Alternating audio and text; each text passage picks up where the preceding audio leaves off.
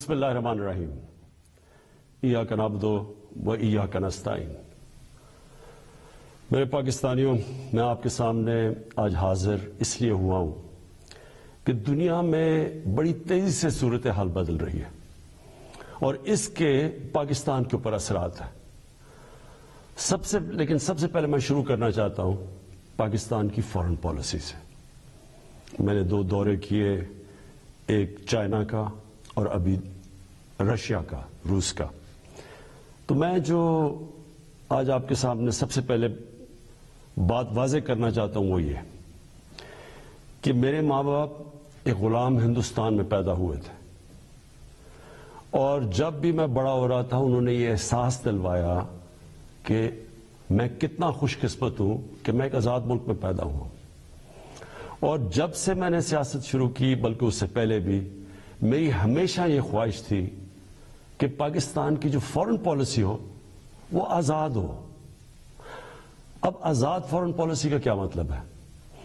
آزاد foreign policy کا مطلب یہ ہوتا ہے کہ ایک قوم اپنے لوگوں کے فائدے کے لیے فارن پالیسی بنائے، وہ فارن پالیسی نہ بنے جو کسی اور کا فائدہ کرے اور اپنے ملک کو نقصان پہنچا دے۔ اور میں آپ کو اس غلط فارن پالیسی کی مثال دینا چاہتا ہوں کہ جو ہم نے امریکہ کے ساتھ اس کی وار آن ٹیرر میں جب حصہ لیا، تو میں شروع سے کہتا گیا، میری پارلیمنٹ میں تقریریں ہیں کہ ہماری اس جنگ سے کوئی تعلق نہیں تھا، کوئی پاکستانی ملوث نہیں تھا 9/11 میں، ہمارا کوئی اس سے لینا دینا نہیں تھا۔ تو میں تب سے کہتا گیا کہ ہمیں اس میں شرکت نہیں کرنی چاہیے۔ ہم نے پہلے امریکہ کے ساتھ کی جنگ میں شرکت کی، سوویت یونین کے خلاف جب وہ افغانستان میں جہاد میں شرکت کی، اور پھر 10 سال کے بعد جب پھر شرکت کی 9/11 کے بعد امریکہ کے ساتھ اس کی جنگ میں، تو جب ہم تب شرکت کر رہے تھے کہ جہاد تھی کہ افغانستان میں کوئی فورن آکوپیشن ہوئی تو اس کے خلاف جہاد ہے، لیکن اب جب امریکہ افغانستان میں آ گیا تو اس کے خلاف دہشت گردی تھی۔ اور اس پالیسی کے میں شروع سے خلاف تھا، اور بدقسمتی سے یہ فارن پالیسی پاکستانیوں کے فائدے کے لیے نہیں کی گئی۔ اس کی وجہ سے 80,000 پاکستانیوں کی شہادتیں ہوئی، ہمارے 35 لاکھ لوگوں کی نقل مکانی ہوئی، قبائلی علاقہ تباہ ہوا، ہمیں $150 ارب سے زیادہ ملک کو نقصان ہوا۔ لیکن جو اس کی سب سے شرمناک بات کیا تھی کہ دنیا کی تاریخ میں پہلی دفعہ ایک ملک کسی کی حمایت میں جنگ لڑ رہا ہے اور وہ ملک اسی ملک کے اوپر بمباری کر رہا ہے۔ ہمارے ملک میں 400 سے زیادہ ڈرون اٹیکس کیے گئے، ہمارے دوست کہ جس کے لیے ہم جنگ لڑ رہے تھے۔ اس سے بھی زیادہ شرمناک چیز کیا ہے کہ ملٹری ڈکٹیٹرز تو ہمیشہ تاریخ ہے پاکستان کی کہ وہ ہمیشہ چاہتے ہیں کہ دنیا ان کو ایکسیپٹ کرے، ان کو مانے، ان کو لیجٹمائز کرے، اور وہ ہمیشہ آسان ہوتے ہیں سپر پاورز کے لیے استعمال کرنا۔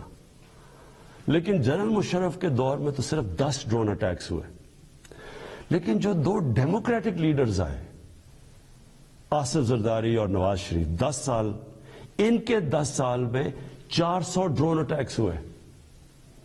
اب میں سوال یہ ہے، اور میں پھر سے واپس آتا ہوں کہ آزاد فارن پالیسی کیا ہوتی ہے؟ آزاد فارن پالیسی تو یہ ہونی چاہیے تھی کہ یہ 2 ڈیموکریٹک لیڈرز کو امریکہ کو کہنا چاہیے تھا کہ ہمارے جب آپ ایک بمباری کر رہے ہیں، ہمارے لوگ مار رہے ہیں، اس میں عورتیں بچے مار رہے ہیں، بے قصور لوگ مار رہے ہیں، تو کیا 2 ڈیموکریٹک لیڈرز کو سٹینڈ لینا چاہیے تھا اس کے اوپر؟ ایک سٹیٹمنٹ نہیں دی دونوں نے، بلکہ آصف زرداری نے اس کو ایک باب وڈورڈ جو بہت بڑا صحافی ہے امریکہ کا، وہ اپنی کتاب میں لکھتا ہے کہ آصف زرداری نے امریکہ کے آرمی چیف کو کہا کہ کولیٹرل ڈیمیج سے مجھے کوئی فرق نہیں پڑتا، جو ڈرون اٹیک سے جو بے قصور لوگ مرتے ہیں۔ اور یہ کیوں ہے؟ میں صرف آپ کو اس لیے یہ شروع میں بات فارن پالیسی کی یہ اس لیے ہے کہ جب ملک کے سربراہوں کے پیسے اور جائیداد ملک سے باہر پڑی ہوتی ہے، جب ان کے اربوں ڈالرز کی پراپرٹی اور بینک بیلنسز آف شور اکاؤنٹس ہوتے ہیں، وہ کبھی اس ملک کی بہتری کے لیے فائدہ نہیں کرتے، وہ اپنے پیسے بچانے کے لیے کرتے ہیں۔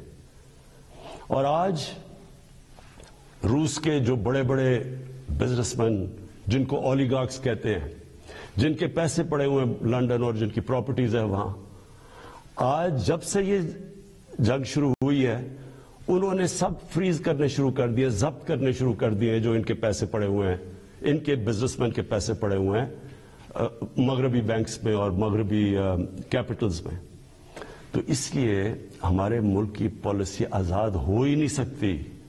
اور میں اپنی قوم کو آج کہنا چاہتا ہوں، آپ جب ووٹ ڈالیں تو یہ سمجھ جائیں کہ اگر اس ملک میں آپ آزاد فورن پالیسی چاہتے ہیں تو کبھی اس پارٹی کو ووٹ نہ ڈالیں جن کے سربراہ کے پیسے اور دولت اور جائیداد ملک سے باہر پڑی ہیں، وہ کبھی آزاد فورن پالیسی نہیں بنائیں گے۔ میں نے جتنے بھی دورے کیے، 2 چین کے بڑے امپورٹنٹ دورے تھے، اللہ کا کرم ہے کہ ہمارے ملک کو بھی عزت ملی اور پاکستان کے لیے انشاءاللہ وقت ثابت کرے گا بڑے زبردست۔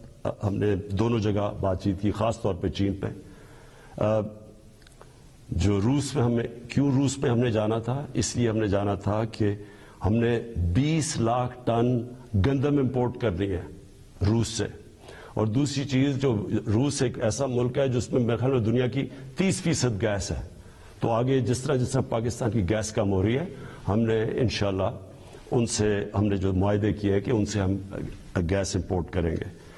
اور چین کے سامنے ابھی تھوڑی دیر کے بعد انشاءاللہ اس قوم کے سامنے آ جائے گا کہ جس طرح کے چین کے ساتھ ہمارے معاہدے ہوئے ہیں، اور خاص طور پہ سی پیک کا جو دوسرا فیز ہے۔ اب دوسری بات صرف میں نے مختصر کرنی تھی، اس سے پہلے میں جو ملک کے مسائل کے ہم نے حل سوچے، میں نے اور میری ٹیم نے، وہ آپ کے سامنے رکھوں گا۔ لیکن دوسری چیز ایک متنازع ایشو بنا ہوا ہے، اس کے اوپر تھوڑا شور مچا ہوا ہے کہ جی آزادی صحافت کے اوپر پابندی لگائی جا رہی ہے اور لوگوں کے منہ بند کیے جا رہے ہیں۔ میں پہلے آپ کو ایک چیز واضح کر دوں، پیکا لا آپ سب کو یہ بتا دوں کہ یہ 2016 میں بنا تھا، اس پہ صرف ہم ترمیم کر رہے ہیں۔ جو سربراہ ملک کا جس نے کرپشن نہیں کی، جو ملک کا سربراہ ملک کے قانون نہیں توڑتا، اس کو کبھی آزاد صحافت سے، میڈیا سے کوئی خطرہ نہیں ہے۔ آج آپ اٹھا کے دیکھ لیں پاکستان کے اخبار، میڈیا دیکھ لیں، تقریباً 70% خبریں ہمارے خلاف ہیں، ہمیں ان سے کوئی فرق نہیں پڑتا۔ لیکن یہ قانون کسی وجہ سے لے کے آئے ہیں۔ اس کی وجہ یہ ہے کہ پاکستان میں سوشل میڈیا کے اوپر اس طرح کا گند آ رہا ہے، اس طرح کی چیزیں آ رہی ہیں، چائلڈ پورنوگرافی آ رہی ہے، یعنی جو ہمارے اسلامک ویلیوز کی خلاف ورزی، ہمارے چھوڑے دنیا میں کسی بھی مہذب معاشرے میں اس طرح کی چیزیں نہیں آتی جو اب ہمارے سوشل میڈیا پہ آ رہی ہیں۔ میرے پاس ریکارڈ ہے اس وقت کہ 94,000 کیسز پڑے ہوئے ہیں ایف آئی اے کے پاس، جس کے اندر گھر کی عورتوں کو تنگ کیا ہوا ہے، ان کے خلاف، اور لوگوں کے گھر اجڑ رہے ہیں کیونکہ گند اچھال رہا ہے، فیک نیوز آ رہی ہے، تصویریں گندی دی جا رہی ہیں۔ ابھی تک صرف 38 کیسز کا فیصلہ ہوا ہے 94,000 کیسز میں سے۔ عام لوگوں کو تو چھوڑیں، پرائم منسٹر ایک ملک کو چھوڑیں کہ عمران خان ہے یا کوئی بھی ہے، اس کو بھی نہیں بخشا جا رہا۔ ایک صحافی نے 3 سال پہلے لکھا کہ جی عمران خان کی بیوی گھر سے چھوڑ کے چلی گئی ہے، اور جی عمران خان نے کوئی غلط غیر قانونی کام کیا بنی گالہ میں۔ میں نے عدالت میں کیس کیا، 3 سال ہو گئے ہیں، پرائم منسٹر کو ابھی تک کوئی انصاف نہیں مل رہا۔ وہی پھر سے صحافی لکھتا ہے اب پھر کہ جی ان کی بیوی گھر چھوڑ کے چلی گئی ہے۔ ملک کا پرائم منسٹر اگر اس سے یہ ہو سکتا ہے، اس طرح کا اس کے خلاف وہ عورتیں جن کا کوئی سیاست سے تعلق نہیں ہے، تو سوچیں باقی لوگوں کا یہاں کیا ہوگا. یہی صحافی جب اس نے نواز شریف کے دوسرے دور میں اس کے کرپشن پہ لکھا تھا, اس کو 3 دن اس نے بند کر کے ڈنڈے مارے تھے. ہم جا رہے ہیں قانونی طور پہ, اور یہ حال ہے کہ یہاں بھی یہ حال ہے کہ ہمارے ایک وزیر کے خلاف کسی خاتون نے لکھا, اس نے انگلینڈ میں جا کے انصاف لیا, ادھر اس کو فائن کیا گیا. اب مراد صحیح کے خلاف بات ہے, مراد صحیح سوچ رہے ہیں انگلینڈ میں قانون لے جا کے کیس کرنا. شوکت خانم کے اوپر ایک میڈیا ہاؤس جنگ گروپ, انہوں نے شوکت خانم کے اوپر لکھا کہ شوکت خانم کا جو پیسہ ہے وہ تحریک انصاف کو جا رہا ہے. اتنی بھی زحمت نہیں کی کہ کم از کم شوکت خانم سے پوچھ تو لیتے, ان کا ورژن تو لے لیتے کہ کیسے چیک جو شوکت خانم ہے وہ تحریک انصاف کے اوپر جا رہا ہے. اب شوکت خانم پہلے ہی ایک نون لیگ نے, حنیف عباسی نے شوکت خانم کے اوپر اسی طرح کہا تھا کہ پیسہ چوری ہو رہا ہے. وہ کیس 10 سال ہو گئے ہیں, وہ لوور کورٹ سے جیت چکی ہے شوکت خانم, 10 سال کے بعد بھی انصاف نہیں. تو اب شوکت خانم انگلینڈ میں جدھر رجسٹرڈ چیریٹی ہے اور امریکہ میں ادھر کیس کرنے جا رہی ہے اسی جنگ گروپ کے اوپر. تو کہنے کا میرا مقصد یہ ہے کہ یہ تو دنیا میں کہیں بھی نہیں ہوتا. آزادی صحافت کے نام پہ یہاں مافیاز بیٹھ کے بلیک میل کر رہے ہیں, ان کے ایجنڈے کچھ اور ہیں, یا ایسے صحافی بیٹھے ہیں جو پیسے لے کے یہ ساری گند اچھال رہے ہیں, بلیک میل کر رہے ہیں گورنمنٹ کے اوپر.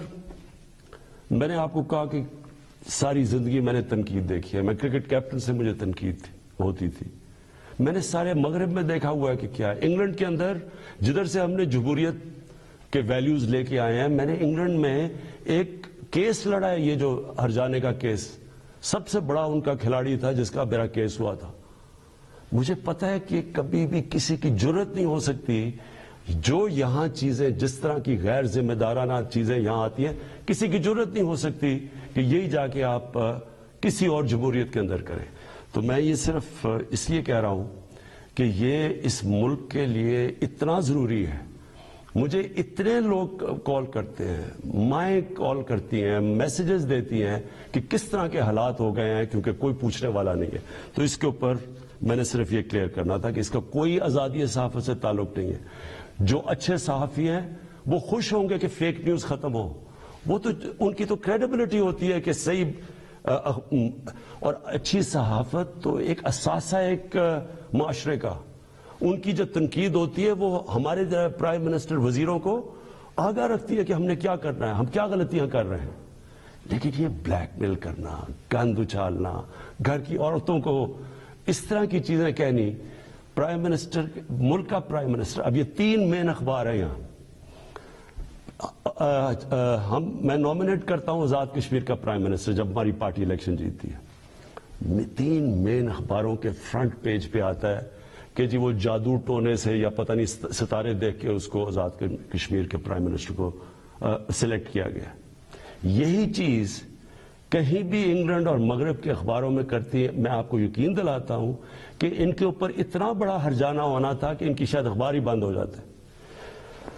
اب میں دوسری چیز پہ آنا چاہتا ہوں, کیونکہ میں آپ کو یہ بتانا چاہتا ہوں کہ ہم اب ہمارے جو حالات ہیں ان کے اوپر ہم نے اب کیا بڑی محنت کر کے ہم نے کیا تجویزیں سوچی ہوئی ہیں. تو سب سے پہلے کہ میں آپ کو صرف یہ یاد کرانا چاہتا ہوں, اور یہ ضروری ہے یاد کرنا, کیونکہ اگر تو مجھے سوئٹزرلینڈ کی اکانومی ملی ہوتی تو بڑا اچھا ہوتا, آج اسی پر بتاتے کہ وہ حالات تب یہ تھے تو اب آپ نے کیا کیا ہے.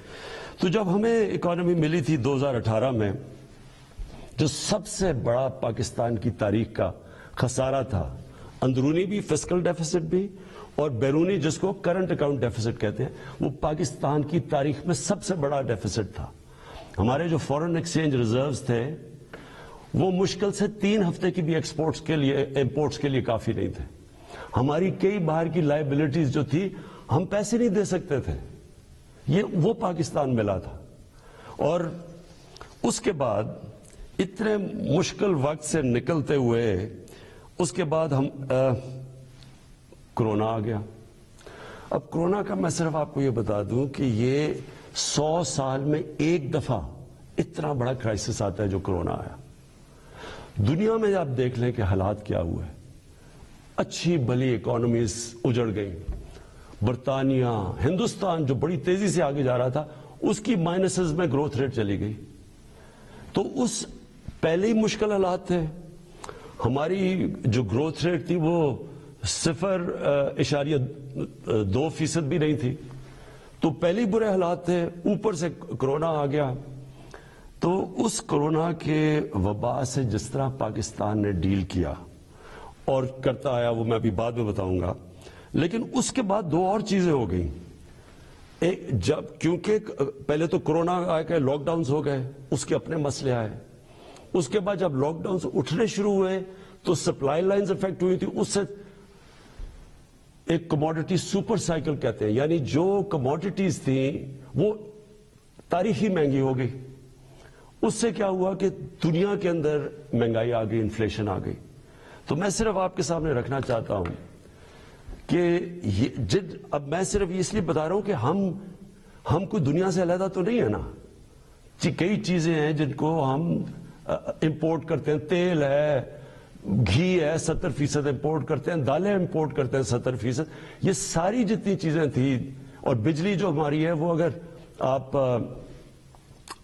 60% جو بجلی ہے وہ امپورٹڈ فیول سے بنتی ہے، یعنی یا کوئلے پہ یا اب گیس پہ اور یا پھر تیل پہ.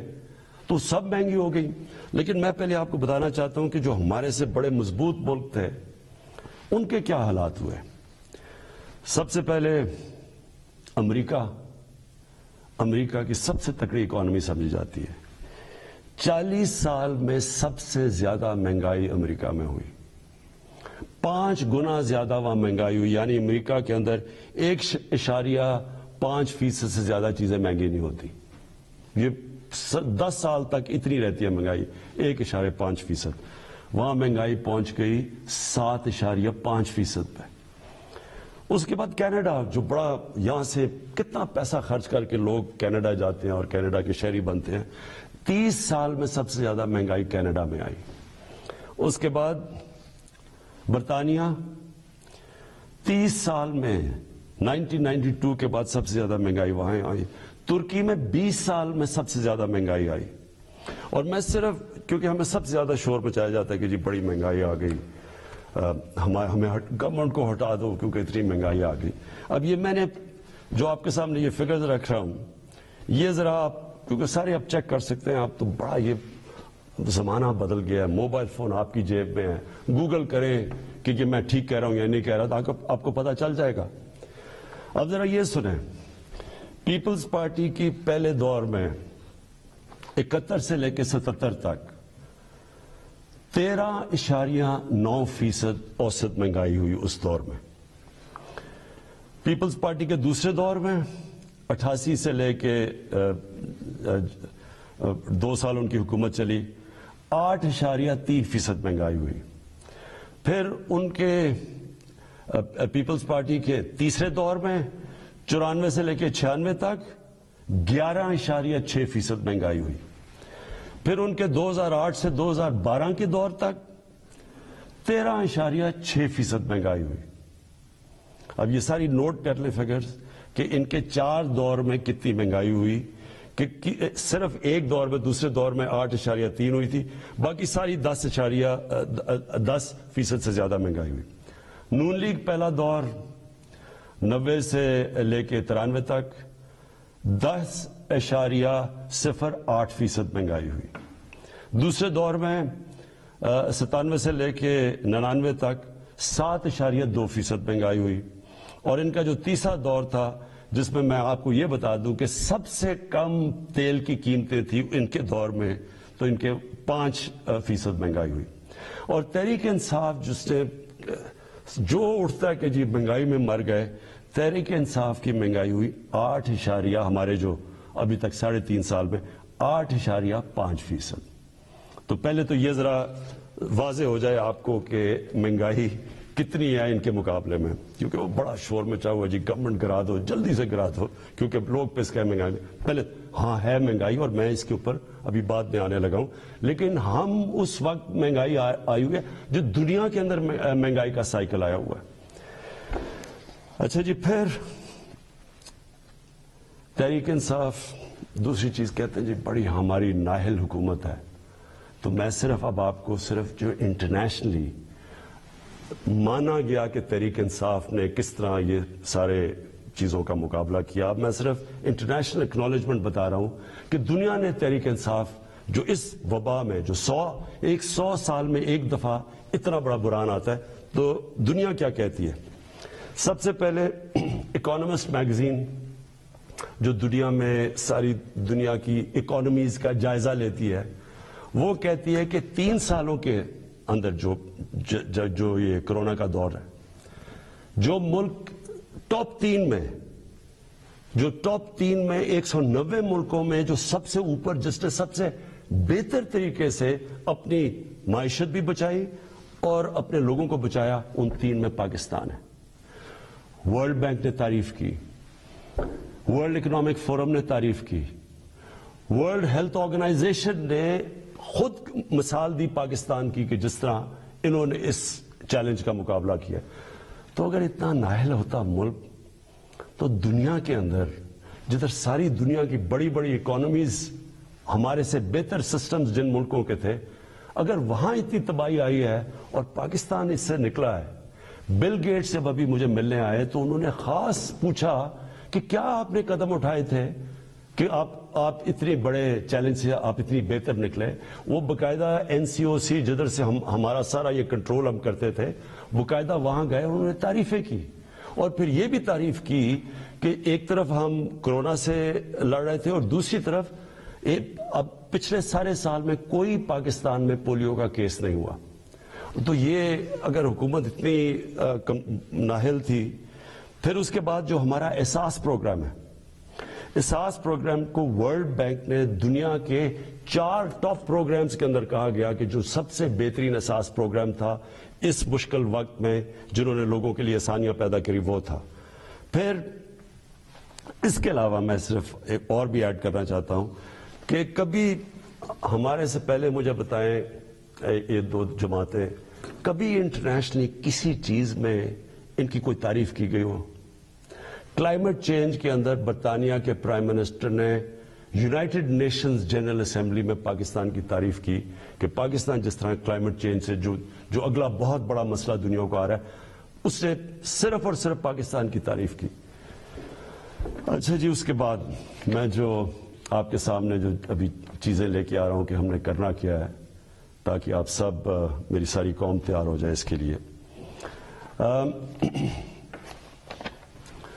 اب اس سچویشن کے اندر اب میں ذرا آپ کو بتاؤں کہ ایک طرف اکانومی کا برا حال تھا، پھر اوپر سے کرونا آ گئی، پھر وہ ایک دنیا کے اندر قیمتیں چڑھ گئیں، اور پھر افغانستان کا کرائسس آ گیا. افغانستان میں کیا ہوا تھا؟ افغانستان میں لوگوں نے پینک کر کے ڈالر خریدنے شروع کر دیے. ڈالر آ کے انہوں نے پاکستان سے خریدے کیونکہ وہاں لوگوں کو انسرٹنٹی تھی. اس سے پریشر پڑ گیا ہمارے روپے کے اوپر. اور اس کے بعد وہ بھی میں بعد میں ہوں کہ اب یوکرین آ گیا، لیکن اس سے پہلے اب سوچیں کہ اس ساری چیز میں پاکستان نے اس مشکل وقت میں پاکستان کی جو اکانومی تھی، جو ہماری دولت میں اضافہ ہوا، جو گروتھ ریٹ تھی، اور وہ ورلڈ بینک ویریفائی کر رہا ہے، وہ 5.6% تھی. 5.6% نون لیگ کے آخری سال میں تھی، جب انہوں نے خسارہ کر کے، قرضے لے کے اور بڑے خسارے کر کے، جب انہوں نے جو ان کی بیسٹ 5ویں سال میں تھی، وہ تیسرے سال میں تحریک انصاف کے 5.6% تھی. یہ ہم نہیں کہہ رہے، یہ ورلڈ بینک نے ویریفائی کی ہے. اس کے علاوہ کیا ہوا؟ پاکستان کی دولتوں میں یہ کیسے اتنی زیادہ ہماری گروتھ ریٹ بنی؟ پاکستان کی تاریخ میں سب سے زیادہ ریمیٹنسز بیرون ملک پاکستانیوں نے بھیجی، 31 ارب ڈالر. یہ تقریباً 10 ارب ڈالر زیادہ تھی جو کہ ہمارے سے پہلے ریمیٹنس بھیجتے تھے. پاکستان کی تاریخ کی سب سے زیادہ ایکسپورٹس کی گئی. پچھلے 5 سال میں جو پچھلا نون لیگ کا دور تھا، ایکسپورٹس وہیں کی وہیں تھی. میں آپ کے سامنے ایک یہ رکھتا ہوں، یہ میں چاہتا ہوں کہ یہ ذرا آپ گراف دیکھ لیں. اس گراف میں آپ کو یہ نظر آئے گا کہ 2000 سے گراف ہے اور 2020 تک. اس گراف کے اندر آپ دیکھیں گے کہ یہ روانڈا اسی دور میں کدھر سے کدھر چلا گیا. वियतनाम उस दौर में किधर से किधर चला गया, चाइना उस किधर गया, हिंदुस्तान किधर गया, बांग्लादेश किधर गया, और पाकिस्तान सबसे नीचे। यानी हमारी एक्सपोर्ट्स बढ़ी नहीं, और जब तक एक्सपोर्ट्स ना बढ़े वो मुल्क आगे बढ़ ही नहीं सकता। तो हमने, मुझे और फख्र है इस चीज पे कि 38 अरब डॉलर की पाकिस्तान की तारीख में सबसे ज्यादा हमने एक्सपोर्ट्स की, इन सारे चैलेंजेस के बावजूद। फिर हमारी जो टैक्स कलेक्शन है, कोई सोच भी नहीं सकता था कि जब लॉकडाउन हुए हों और इकोनॉमी स्लो हुई हो, उस दौर में पाकिस्तान की जो टैक्स कलेक्शन है वो 6000 अरब रुपए से ज्यादा हुई। रिकॉर्ड है पाकिस्तान की तारीख में, और ये ग्रोथ थी 31% हमारी टैक्स कलेक्शन की ग्रोथ हुई। और फिर से मैं रिपीट करता हूं, ये सारी जितने भी मैं अदाद और शुमार आपको दे रहा हूं अपने मोबाइल फोन के ऊपर, ये सब चेक कर सकते हैं। फिर जो 4 बड़ी पाकिस्तान की फसलें थी, गंदम, चावल, शुगर, गन्ना और मकई, पाकिस्तान की तारीख में सबसे ज्यादा इनकी प्रोडक्शन ही नहीं हुई इन 4 की, क्योंकि हमने पैकेज दिए हुआ था अपने किसानों को। कीमत भी सबसे ज्यादा मिली। तो सिर्फ किसानों के पास पहली दफा 1100 अरब रुपया इजाफी पैसा गया किसानों के पास। और ये इससे क्या हुआ, किसानों के पास जब पैसा ज्यादा गया, हमने पहले ये शुगर मिल्स वाले उनको पैसे टाइम पे नहीं देते थे, उनकी कटौती कर देते थे, उनको पैसे कम मिलते थे, लाइनें लगी होती थी उनकी, यानी शुगर मिल्स के बाहर किसानों की। क्योंकि हमने कानून पास किए और हमने उनको सही पैसा दिलवाया, उनको कीमत मिली, टाइम पे मिली, उन्होंने अपनी पैसा लगाया जमीन पे, उसकी वजह से ये पाकिस्तान की तारीख में, और भी हमने कदम उठाए, किसान कार्ड है, लेकिन उसकी वजह से हमारी इतनी ज्यादा रिकॉर्ड प्रोडक्शन हुई। फिर हमारी जो लार्ज स्केल मैन्युफैक्चरिंग इंडस्ट्री थी, उनको हमने इंसेंटिव्स दिए, 7.4% उधर हुई। हमारी जो टॉप पाकिस्तान की 100 कंपनीज थी, उन्होंने 930 अरब रुपए का प्रॉफिट जो रिकॉर्ड कमाया, इससे कभी इतना ज्यादा प्रॉफिट ही उन्होंने कमाया। और मैं चाहता हूं कि यहां लोग बड़े बड़े मुनाफे करें, ताकि और इन्वेस्टर्स आए, ताकि और खुशहाली आए, ताकि और मुल्क की दौलत में इजाफा हो। पाकिस्तान का जो प्राइवेट सेक्टर है, उसकी क्रेडिट, यानी उन्होंने जो कर्जे लिए हैं, वो पाकिस्तान की तारीख में सबसे ज्यादा लिए, 1400 अरब रुपया। उसके बाद पाकिस्तान की जो ट्रैक्टर सेल थी, ये रिकॉर्ड हुई, 20% पिछले साल से ज्यादा ट्रैक्टर्स बिके। ट्रक्स 81% ट्रक्स और बसेस ज्यादा बिकी पाकिस्तान में। टेक्सटाइल की एक्सपोर्ट पाकिस्तान की तारीख में सबसे ज्यादा हुई, 16 अरब डॉलर, और हमारी मेन एक्सपोर्ट ही टेक्सटाइल है। तेल की कंजम्पशन, यानी हमारा जो तेल 15% बढ़ गई पाकिस्तान में तेल की कंजम्पशन। क्यों? क्योंकि एक्टिविटी बढ़ गई, बिजनेस एक्टिविटी बढ़ गई। कंस्ट्रक्शन सेक्टर के अंदर, क्योंकि हमने कंस्ट्रक्शन सेक्टर को उठाया था सबसे पहले, उसमें 1500 अरब रुपया कंस्ट्रक्शन सेक्टर के अंदर गया, और जिसकी वजह से आपने देखा कि जो हमारे रोजगार, लोगों का रोजगार भी बढ़ा। और फिर जो हमारा फॉरेन एक्सचेंज था, जो हमें सबसे कम फॉरेन एक्सचेंज रिजर्व्स रह गए थे, हमारे 23.2 अरब डॉलर के फॉरेन एक्सचेंज रिजर्व, तकरीबन पाकिस्तान की तारीख में सबसे ज्यादा हमारे फॉरेन एक्सचेंज रिजर्व्स हैं। लेकिन हमने ये फैसला किया, मेरे पाकिस्तानियों, हमने ये फैसला किया कि हम ये समझ रहे थे कि ये जो एकदम कीमतें ऊपर गई हैं तेल की और कमोडिटीज की दुनिया के अंदर, तो हम ये समझ रहे थे कि अब नीचे आनी शुरू हो जाएंगी। लेकिन जो यूक्रेन के अंदर हो रहा है और ये जो जंग हुई है, तो अब मुझे खौफ है कि ये, और हमने आपस में डिस्कस किया कि अभी कीमतें बाहर नीचे नहीं आएंगी, क्योंकि ये सबको पता है कि जैसे ये होती है जंग, तो तेल की कीमत भी ऊपर, और फिर 30% दुनिया की गैस वहां से आती है, गैस की भी कीमत और ऊपर चली जाएगी। और गंदम, हमने जो रूस को कहा हुआ कि हमें 20 लाख गंदम चाहिए, तो गंदम की अभी कीमत ऊपर चली गई है। तो हमने एक फैसला किया, हमने ये फैसला किया कि हम इस मुल्क में जो सबसे बड़ा मसला है इस वक्त, वो है तेल का, पेट्रोल और डीजल का, और इनकी अगर कीमतें और ऊपर चली गई तो लोगों के ऊपर और बोझ पड़ जाएगा। لیکن میں آج آپ کو یہ بتا دوں کہ پاکستان میں جو آج بھی پٹرول اور ڈیزل کی قیمتیں ہیں، یہ نوٹ کر لیں. جب اپوزیشن والے یہ کہتے ہیں کہ جی اوہو بڑا مہنگا ہو گیا پٹرول اور ڈیزل، مجھے ذرا یہ بتائیں کہ وہ ان کے پاس اس کا کیا حال ہے؟ ہمیں باہر سے امپورٹ کرنا پڑتا ہے، تیل اوپر چلا جائے ہم اس کے بعد کیا کریں؟ یعنی اگر ان کے پاس کوئی حل ہے تو ہمیں بتا دیں، کیونکہ اس وقت بھی پاکستان دنیا کے 190 ملکوں میں سے 25ویں نمبر پہ ہے جدھر ابھی بھی ہمارا تیل اور پٹرول اور ڈیزل سب سے کم بک رہا ہے. میں آپ کو ذرا بتا دوں کہ ترکی میں اس وقت ہمارا پاکستان میں 160 روپے لیٹر ہے، ہندوستان میں 260 روپے لیٹر ہے، بنگلہ دیش میں 185 روپے لیٹر ہے، ترکی میں 200 روپے لیٹر ہے. اور اگر ہم 70 ارب روپے کی ہر مہینے سبسڈی دیتے ہیں، یعنی گورنمنٹ سبسڈائز کرتی ہے، اگر ہم یہ نہ کریں 70 ارب روپے کا، تو آج پاکستان کے اندر پٹرول ہو 220 روپے لیٹر کا. میرے پاس اوگرا کی سمری آئی، انہوں نے کہا کہ 10 روپے زیادہ آپ کو 1 لیٹر پٹرول اور ڈیزل بڑھانا پڑے گا کیونکہ دنیا میں تیل مہنگا ہو چکا ہے. تو میں آج آپ کے سامنے بڑی خوشخبری سنانا چاہتا ہوں کہ بجائے 10 روپے بڑھانے کے ہم نے فیصلہ کیا ہے کہ 10 روپے پٹرول اور ڈیزل کو آج ہم کم کر رہے ہیں. اب پھر سے میں آپ کو بتاؤں کہ بجلی 60% امپورٹڈ فیول سے بنتی ہے، جو میں آپ کو پہلے بتا چکا ہوں. جیسے ہی باہر گیس مہنگی ہوتی ہے، کوئلہ مہنگا ہوتا ہے، تیل مہنگا ہوتا ہے، تو یہاں ہمارا جس کو کہتے ہیں فیول ایڈجسٹمنٹ چارج وہ بن جاتا ہے، ہماری بھی چیزیں اوپر چلی جاتی ہیں. ہم نے یہ بھی فیصلہ کیا کہ ہم اپنے لوگوں کو اب اس سے بچائیں گے. اگر ڈیمز بنا لیتے پہلے تو پاکستان کو تو بڑی سستی بجلی ملتی تھی، کیونکہ پانی سے جو بجلی بنانی ہے وہ ہمارے لیے، ہمیں تو کوئی فرق ہی نہیں پڑتا کہ باہر مہنگائی ہو یا نہ ہو. لیکن کوئی ڈیمز نہیں بنائی، 50 سالوں میں پاکستان میں کوئی ڈیمز نہیں بنی. ہم 10 ڈیمز بنا رہے ہیں پاکستان میں، اور انشاءاللہ اگلے 5 سے 10 سالوں کے اندر یہ ساری ڈیمز آ جائیں گی، اور اس سے انشاءاللہ ہمیں اگر باہر قیمتیں بھی بڑھیں گی تو انشاءاللہ ہم بچ جائیں گے اس سے. تو میں بجلی کا ہم نے فیصلہ کیا ہے کہ 5 روپے یونٹ ہم بجلی کم کر رہے ہیں.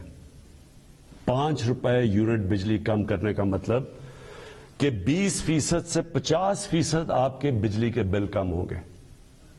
اور یہ بھی ہم اس کے لیے سبسڈی اور بڑی محنت سے اور جگہ سے ہم نے سبسڈی نکالی ہے. اور میں یہ کیونکہ سب سے بڑا مسئلہ لوگوں کو ہوتا ہے بجلی اور پٹرول اور ڈیزل، اس کی وجہ سے ساری چیزیں مہنگی ہو جاتی ہیں. تو ہم نے یہ فیصلہ کیا کہ ہم اگلے بجٹ تک ان 2 چیزوں کے اوپر ہم اب کوئی اضافہ بھی نہیں کریں گے، اور اس سے پہلے ہم نے یہ ان کو کم بھی کر دیا. 5 روپے یونٹ بجلی اور 10 روپے بلکہ 20 روپے پورا بنتا ہے پٹرول اور ڈیزل کا. پھر ہم نے احساس پروگرام کی، جو نچلے طبقے کے اوپر جو ہم 12,000 روپے دیتے تھے، جو 80 لاکھ خاندان کو ہم دیتے ہیں، اس کو ہم نے 12,000 سے 14,000 پہ کر دیا. پھر ہم نے ایک اور کام کیا نوجوانوں کے لیے جو گریجویٹس ہیں، جس نے BA کی ہوئی ہے، جس کے پاس نوکری نہیں ہے. ہم نے فیصلہ کیا کہ ہم ان کو انٹرنشپ دلوائیں گے. 30,000 روپے جو بھی گریجویٹ ہوگا اس کو کہیں انٹرنشپ دلوائیں گے تاکہ ان کو کم از کم کوئی پیسہ ملے. پھر ہم نے اسکالرشپس کا میں آپ کو بتا دوں 26 لاکھ ہم نے اسکالرشپس ہم صوبے جو ہمارے نیچے صوبے ہیں اور جو سینٹر ہے، اور اس کے اوپر 38 ارب روپیہ ہم خرچ کر رہے ہیں. یہ اب پرائم منسٹر کے جو پورٹل ہے اس کے اوپر اب سارا کنٹرول ہوگا. سارے میرٹ کے اوپر ہم خود چیک کریں گے، پوری کمیٹی بنائی ہوئی ہے اکیڈمکس کی، میرٹ پہ ملیں گے، اور کوئی بھی کسی کو مسئلہ ہوگا وہ اس پورٹل کے اوپر آئے گا. لیکن پھر اب جو IT سیکٹر جو فیوچر ہے ہمارے نوجوانوں کا، جس طرف دنیا جا رہی ہے ٹیکنالوجی کی ریولوشن، یہ ذرا آپ سنیں. IT سیکٹر کے لیے اس میں IT کمپنیز بھی ہیں اور فری لانسرز بھی ہیں. پہلی چیز، ان کو 100% ہم نے ٹیکس معاف کر دیا. پھر سے سن لیں، IT سیکٹر کے اوپر چاہے وہ کمپنیز ہیں یا فری لانسرز ہیں، 100% ان کو ہم نے ٹیکس پہ چھوٹ دے دی. دوسری چیز، فورن ایکسچینج. اب تک ان کا ہم نے کوئی کنڈیشنز لگائی ہوئی تھی کہ اتنا فورن ایکسچینج آپ کو پاکستان میں رکھنا ہے. ہم نے مکمل طور پہ 100% فورن ایکسچینج پہ ان کو چھوٹ دے دی ہے کہ یہ چاہے کوئی اس کے اوپر ریسٹرکشن نہیں ہے، باہر لے جائیں اندر لے آئیں، 100% اب فورن ایکسچینج کی موومنٹ ان کے ہاتھ میں ہے، یعنی ہم نے ریسٹرکشن ساری ختم کر دی ہے۔ اور تیسری چیز، جو سٹارٹ اپس ہیں، جو بھی آئی ٹی کی سٹارٹ اپس ہیں، ان کو 100% ہم نے کیپٹل گینز ٹیکس سے ختم کر دیا، یعنی ان کا ٹیکس ختم کر دیا سارے سٹارٹ اپس کا، جو کیپٹل گینز ٹیکس ہے۔ اس کے بعد انڈسٹریل پالیسی، اب یہ بھی پہلے ہم نے کنسٹرکشن پالیسی لے کے آئے تھے جس کی وجہ سے کنسٹرکشن میں پاکستان میں اٹھ گیا، اب ہم لے کے آ رہے ہیں آپ کے لیے انڈسٹریل پالیسی۔ انڈسٹریل پالیسی میں ہم کیا کر رہے ہیں کہ جو بھی انڈسٹری لگائے گا، جو بھی پیسے لگائے گا انڈسٹری کے اندر، اس سے کوئی سوال نہیں پوچھے جائیں گے۔ یہ ہم نے کنسٹرکشن میں بھی شروع میں یہ کیا تھا۔ اور جو سکھ انڈسٹری ہے اس کی ریوائول کے لیے ہم آپ کے سامنے پورا پروگرام ہے، ان کے لیے ٹیکس کی چھوٹ دیں گے ان کو، اس کے ساتھ انشاءاللہ کل میں لاہور کے اندر آپ کو پورا انڈسٹریل پالیسی کا پورا پیکج دے دوں گا۔ اور پھر تیسری چیز، جو اوورسیز پاکستانیز ہیں، جب بھی وہ پاکستان کی انڈسٹری میں انویسٹ کریں گے یا وہ پاکستان کے انڈسٹریلسٹ کے ساتھ جوائنٹ وینچر کریں گے، ان کو 5 سال کا ٹیکس ہالیڈے ہم نے کر دیا، 5 سال تک کوئی ٹیکس نہیں دیں گے۔ پھر ہمارا کامیاب پاکستان پروگرام ہے، سود کے بغیر قرضے دیں گے بزنس شروع کرنے کے لیے نوجوانوں کو، سود کے بغیر کسانوں کو دیں گے قرضے، سود کے بغیر وہ اپنی زمین پہ پیسہ خرچ کر رہے ہیں، اور پھر سستا سبسڈائز، بالکل جو غریب لوگ اپنا گھر بنانا چاہتے ہیں ان کو بالکل سستا قرضہ دیں گے۔ پھر اور یہ 407 ارب روپے کے قرضے ہیں جو یہ ان 3 ایریاز میں جائیں گے، لو کاسٹ ہاؤسنگ، گھروں کے لیے، کسانوں کے لیے اور بزنس کرنے کے لیے شہروں میں 407 ارب کے قرضے یہ اگلے 2 سال میں ہم دیں گے۔ پھر آخری 2 چیزیں،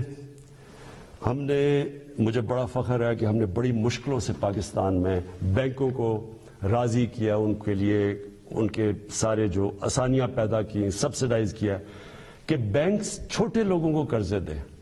ابھی تک تنخواہ دار لوگ وہ ابھی تک ان کو بینک قرضے نہیں دیتے تھے، کمزور یعنی جو مزدور ہوتے ہیں، ویلڈر ہوتے ہیں، وہ کام کرنے والے، ان کی سوچ بھی نہیں سکتے اپنے لیے گھر بنانا۔ ہمیں 1 سال لگایا، ہم نے پوری ان کے لیے آسانیاں پیدا کی، گورنمنٹ نے سبسڈائز کیے قرضے، آسانیاں پیدا کی تاکہ اگر ایک آدمی اپنے گھر میں جو ایک کرائے کا گھر لیتا ہے، جو کرائے کے اوپر پیسے دیتا ہے، اسی پیسوں کی وہ قسطیں بن جائے اور اس کا اپنا گھر ہو جائے۔ تو مجھے بڑی خوشی یہ ہے کہ بینکوں نے اب تک اس میں 150 ارب روپے کے لو انکم غریب لوگوں کی جن کی آمدنی نہیں ہے ان کو دے چکے ہیں اپروولز، جس میں 50 ارب روپیہ ان گھروں کے لیے دے چکے ہیں، یعنی وہ کام شروع ہو گیا، گھر بننے شروع ہو گئے۔ اور آخر میں صحت کارڈ، مجھے سب سے زیادہ فخر یہ ہے کہ ہمارے جو صوبائی چیف منسٹرز تھے ان سب کو میں نے آگاہ کیا کہ یہ سب سے بڑی نعمت ہے ایک غریب گھرانے کے لیے کہ اس کے پاس ہیلتھ انشورنس ہو، جب بھی وہ ایک کوئی گھر میں بیماری ہو تو ان کو یہ خوف نہ ہو کہ ہم ہاسپٹل میں جا کے اپنا علاج نہیں کروا سکیں گے۔ اور پھر وہ کئی دفعہ گورنمنٹ ہاسپٹلز میں جاتے ہیں تو وہاں ڈاکٹرز نہیں ہوتے، اور خاص طور پہ دیہاتوں کے اندر ڈسٹرکٹس میں ڈاکٹرز نہیں ہوتی، نرسز نہیں ہوتی، اور وہ سارے شہروں میں آتے ہیں، دھکے کھاتے ہیں۔ یہ جو صحت کارڈ ہے یہ پاکستان کی تاریخ میں نہیں، یہ شاید ڈیولپنگ ورلڈ میں بھی، بلکہ ڈیولپڈ ورلڈ میں بھی اس طرح کا کہ آپ نے ہر گھرانے کو، ہر جو ہمارے صوبے ہیں سندھ کے علاوہ، کیونکہ پروونشل گورنمنٹس اس کا پیسہ دے رہی ہیں، ہر گھرانے کے لیے ہم انشاءاللہ مارچ کے آخر تک پنجاب میں ہر گھرانے کے پاس صحت کارڈ ہوگا، ہر خاندان 10 لاکھ روپے تک کسی بھی ہسپتال میں جا کے علاج کروا سکتا ہے۔ یہ ضروری ہے سمجھنا، پہلے تو ہوتا تھا گورنمنٹ ہاسپٹل، اب وہ پرائیویٹ ہاسپٹل میں جا کے علاج کروا سکتا ہے۔ اور ہر گھرانے کے پاس یہ صحت کارڈ ہوگا، اور انشاءاللہ یہ پورا ایک ہیلتھ سسٹم بن رہا ہے پاکستان میں۔ ابھی سے چھوٹے چھوٹے ہاسپٹل دیہاتوں میں جانا شروع ہو گئے ہیں، کیونکہ دیہاتوں میں ہمارے گورنمنٹ ہاسپٹل میں ڈاکٹرز نہیں ہوتے کئی دفعہ، تو پرائیویٹ سیکٹر جانا شروع ہو گیا۔ اور میری یہ خواہش تھی کہ پاکستان میں ایک پورا جال بچ جائے ہاسپٹلز کا، تو گورنمنٹ کے پاس تو کبھی بھی اتنا پیسہ نہیں آنا تھا، تو اب پرائیویٹ سیکٹر کے لوگ خود جائیں گے، کیونکہ اب ہیلتھ کارڈ ہوگا، غریب سے غریب گھرانے کے پاس بھی ہیلتھ کارڈ ہوگا، اور اگر ان کو گھر میں کوئی بیماری ہو وہ جا کے پرائیویٹ ہاسپٹل میں بھی اپنا علاج کروا سکتے ہیں۔ یہ میں سمجھتا ہوں کہ ہم نے جو ہماری 3.5 سال کی حکومت ہے، یہ سب سے بڑا کام ہے، کیونکہ جب کوئی گھر میں ایک بیماری ہو اور آپ کے پاس پیسہ نہ ہو تو اس سے زیادہ ایک خاندان کی بے بسی کا عالم نہیں ہوتا۔ میں آخر میں آپ کے سامنے، اپنی قوم کے سامنے یہ کہنا چاہتا ہوں کہ مجھے پتہ ہے یہ مشکل حالات ہیں، مجھے پتہ ہے کہ ہم نے یہ جو 3.5 سال گزارے ہیں، کبھی ایک مشکل سے نکلتے تھے، پھر دوسری مشکل، کبھی پلوامہ ہو گیا تو کبھی کرونا ہو گیا، اور اس کے بعد پھر مسئلے، اور اب یوکرین کا مسئلہ آ گیا، لیکن یہ میں آج آپ کو کہتا ہوں کہ سارا وقت میری اور میری حکومت صرف ایک چیز سوچتی ہے کہ ہم آپ کے اوپر کس طرح یہ جو آپ کے اوپر بوجھ پڑا ہوا ہے یہ ہم کیسے کم کر سکتے ہیں، اور انشاءاللہ یہ جب ہم اس سے نکلیں گے، اور جس طرح ماشاءاللہ ہمارا ملک صحیح راستے پہ چل پڑا ہے، اکانومی صحیح راستے پہ چل پڑی ہے، بلومبرگ ویسے میگزین جو کہ دنیا کی اکانومیز کا جائزہ لیتی ہے، اور پھر IMF جس نے ابھی رپورٹ میں کہا ہے کہ پاکستان کی جو گروتھ ہے، جو ان کی دولت میں اضافہ ہے، جو ہوتا جا رہا ہے، وہ اب یہ صحیح راستے پہ، اور یہ سسٹینبل ہے۔ یہ بہت بڑی چیز ہے کہ ایک مشکل وقت سے نکل کے آج پاکستان صحیح راستے پہ نکل چکا ہے۔ پاکستان پائندہ باد۔ وزیر اعظم پاکستان عمران خان قوم سے خطاب کر رہے تھے، بڑے اعلانات کیے ہیں انہوں نے۔ پیٹرول ڈیزل میں فی لیٹر 10 روپے سستا کرنے کا انہوں نے اعلان کیا ہے، بجلی فی یونٹ 5 روپے سستی کرنے کا اعلان کیا ہے، اور کہا ہے کہ اگلے بجٹ تک پیٹرول ڈیزل بجلی مہنگی نہیں کریں گے۔ IT سیکٹر پر 100% ٹیکس چھوٹ دے دی گئی ہے۔ وزیر اعظم عمران خان نے قوم سے خطاب کرتے ہوئے جو موجودہ مسائل ہیں ملک کے، ان پر بھی روشنی ڈالتے ہوئے کہا کہ مہنگے تیل کا مسئلہ ضرور ہے، اس مسئلے کا اگر کوئی حل ہے تو وہ اپوزیشن دے۔